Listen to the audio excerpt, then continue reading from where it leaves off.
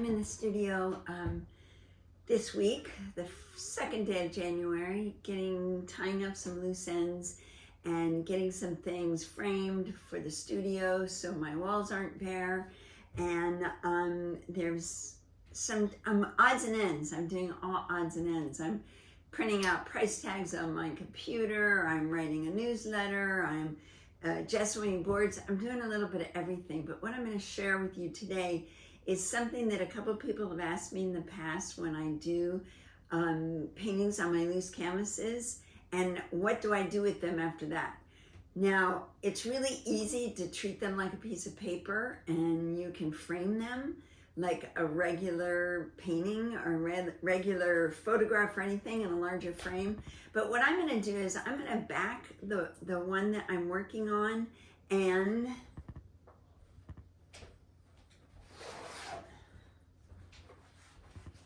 this is the one I'm working on, or I worked on. It's been done for a while. And it's kind of fun. I like it, and it goes with a couple other pieces that I have, that I'm doing a whole wall that is this collection and in white frames. So I'm painting some frames.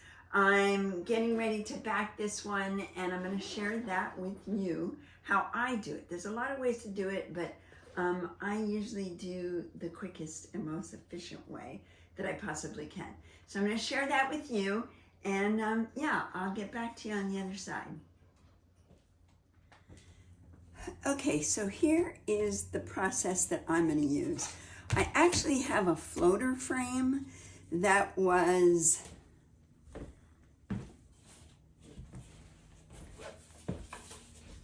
meant for a small profile canvas, and it worked really well for that. I had this frame custom made for this canvas because it was an odd size. And but now I want to use the frame for something else. I switch out the frames a lot. Only this time I'm doing it using a piece that I did on loose canvas, and I'm going to back it. And I had a couple of people ask me what do I do with a piece once I've done it on loose canvas? And my edges are too short to wrap. So I've got to mount it onto a board, and I want to get this piece done so I can put it into the studio. And yeah, so what I am going to do is I'm going to take this floater frame. I'm going to flip it over and use this side of it because I'm painting it white anyway. All the frames that are going onto this wall are going to be white. So I want this to be white. So what I'm going to do is go in and patch the little corner joints, take out these little brackets that held in the last painting, and then I'll be able to flip this just in as a frame. But for now, that's what I'm looking to do. Flip this floater frame over, make a regular frame out of it. I'm going to take this piece on loose canvas and mount it onto a board. And what I'm planning on doing, or what I do a lot, is I save these boards that come out of frames that I buy. And they're just really pressed paper. And what I do is I cut them down to the size I need, and I put a lot of coats of gesso to seal that any tannins or anything that's going to come through from this board. And I will mount this piece onto this board and stick it in that frame. So I'm going to show you the process. I start by putting a couple coats of gesso onto my board, cutting it down to the size I need, and then putting gesso on it.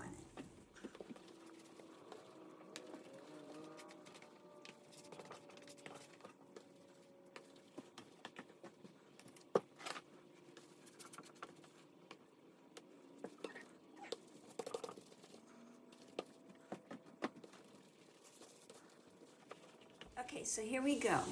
I've got this all laid out. I've got my gessoed board underneath. I made tick marks on each side to make sure that this line is straight, and when I get it glued on, it's not crooked. However, if that does happen, I can always go in and adjust the painting, add a line, do something to make it even again. But right now, I think I've got it pretty good. Now, the issue is going to be with this canvas is I have on this canvas papers. This is actually, some of these are papers, some of them are a vinyl wallpaper, and they are going to shrink differently than the canvas does. So this is a little wonky, and I'm hoping that it lays out smooth. There's paper down here, so I'm hoping for the best. And what I'm going to use is I'm using a matte gel medium, and I'm using it in a tube because that's just really easy for me to put on. So let me check my tick marks again. I'm going to pull that down slightly.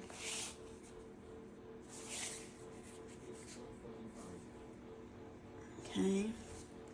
And then I'm going to put on quite a bit because this is canvas. The canvas is going to soak it up. Okay, and I want to get that nice and even.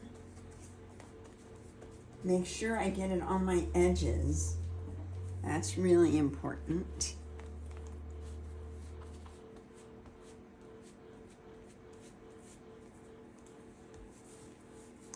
And I want to lay it out as evenly as I can.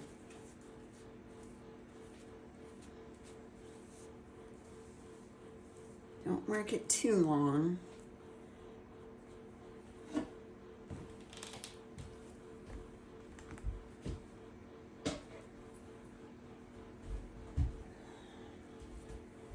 Okay, now let me lay that on there. Smooth that section out. And I'm going to pull this up and start working this way.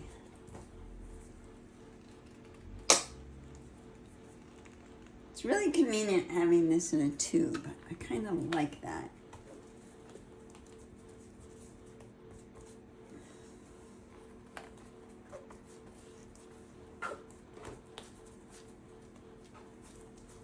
Now you could also put this on the back of the canvas, and if you've ever done wallpaper before, they call it booking. You book your wallpaper, you put the glue on, and then you put glue to glue, fold it, glue to glue, and then you set it aside for about 15 minutes before you continue on. And it kind of that allows the wallpaper, or the canvas in this case, to either shrink or stretch out or whatever it's going to do when it gets wet. Now, as you can see, this is going to take a lot of the gel medium.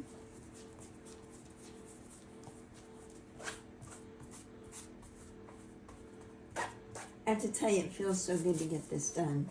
I did this piece goodness, at least 6 months, if not a year ago. Maybe not that long, but it's been a while, and I've been wanting to get it framed. So, time is right.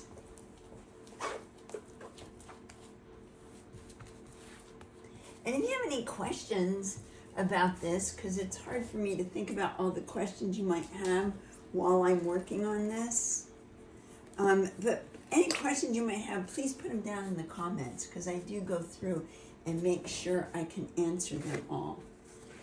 All right, now,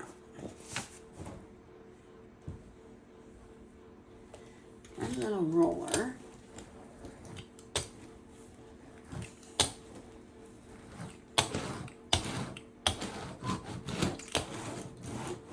This is the only brayer I have here. It's a wooden brayer. I prefer the rubber brayers. However, those are all in my studio in San Diego. So what you want to do, you really want to roll from the inside out and push all those air bubbles out.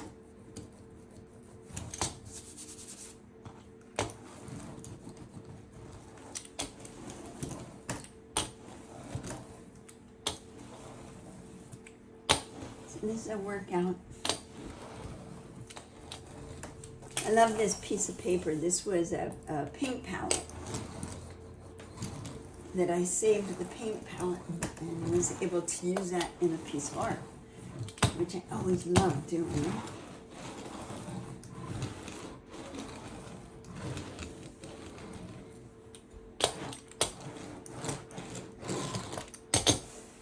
I'm just gonna kind of feel it and see if I can feel any air bubbles.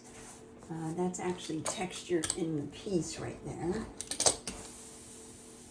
Looks like I got some things smudged up there, but this canvas has already been top coated with a gel medium, so I feel pretty safe rubbing it around like this. Once I get this done, I'm going to put another top coat on it. Now what I will do once this is all done and it's dry, I will go back. Let me see if I can turn this over. I'll go back with an X-Acto knife, a matte knife, and trim off all my edges. But for now, this is feeling pretty good. It's a lot easier to do this with canvas than with paper. Canvas just tends to lay down better.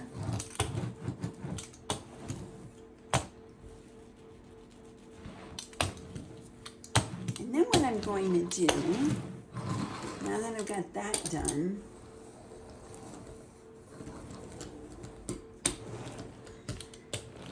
like I said, I want to make sure my edges are down. It looks like this one keeps popping up a little. Oh, that's not even really an edge. This is kind of like hangover, the hangover part of it. Okay, so then what I do, this is where all those great coffee table art books come in handy.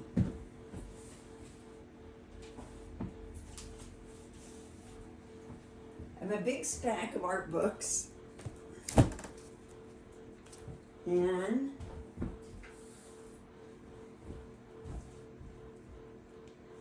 they will be the weight on my piece.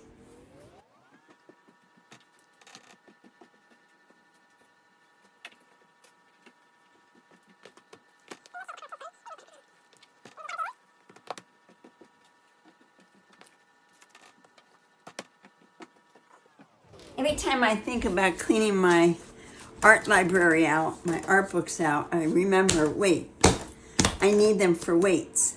So, that's what I got so far. I'm gonna let this sit overnight, and then I'll come back and show you. Well, I hope I come back and show you. I might not come back and show you. I'm in the studio for the next few days, and I wanna get this edited and ready to send out on Saturday morning. But just so you know, that is my quick tutorial on what I do with my canvases and my paper when I work on do art on canvas and paper and not on a stretched canvas. And it's really easy to store them and stack them up. They stack nice and neatly and not as much room as a canvas. So kind of a crazy rushed video, but there you go. Thanks for watching, and any questions, leave them down below, and hit the like and subscribe as always. My name is Denise Serro. This is my studio session for this week, and I will see you again soon.